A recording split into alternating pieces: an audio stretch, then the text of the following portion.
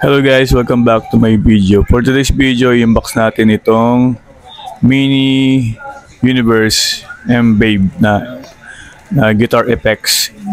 Pinabili kasi ito nung brother ko na si Doc June.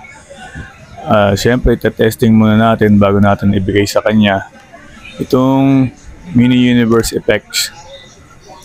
Ayan, nakikita nyo, kinabit ko dito sa yung in na chords para sa guitar yon. Ito naman sa kabila. Ito naman yung sa output. Ito yung sa amplifier naman, yung chord na yan. So yan.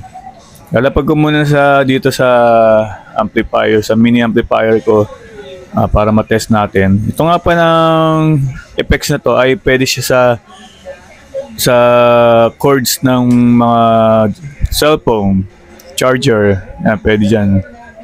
Pwede natin suksok dyan. Pwede rin siya sa mga adapter, kaya lang 9 volts siya. Wala siya nalagyan ng battery na 9 volts. So yan, pwede siya sa mga cellphone. Yan, sasaksak ko na ulit. Yan.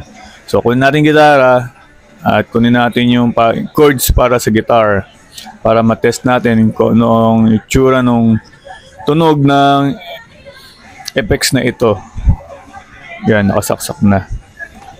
Ganyan lang. Yan, saksak mo natin muna sa guitar yung chords, tapos para sa amplifier, tapos yung isang chords naman na in ay para sa guitar. So ayan. Test ko na. So i-adjust ko muna yung volume. So may standard volume ako na ginawa para sa akin lang naman. So kung pwede ka naman ikaw mag-ayan, tunig ko na para makita yung tunog. And kumagana na yung effects dyan. Ganyan yung tunog niya.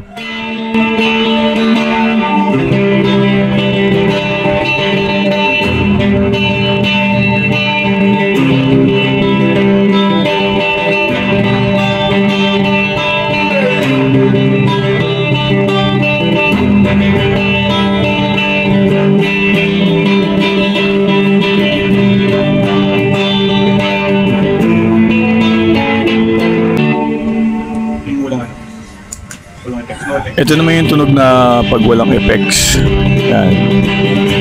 Pag wala siyang effects. At ito naman yung may effects na. Nakita mo yung reverb. Narinig yung reverb yan. Adjust natin. So kayo na lang magtitimpla kung ano, nasa sa iyo na lang kung anong gusto mong taste ng tunog.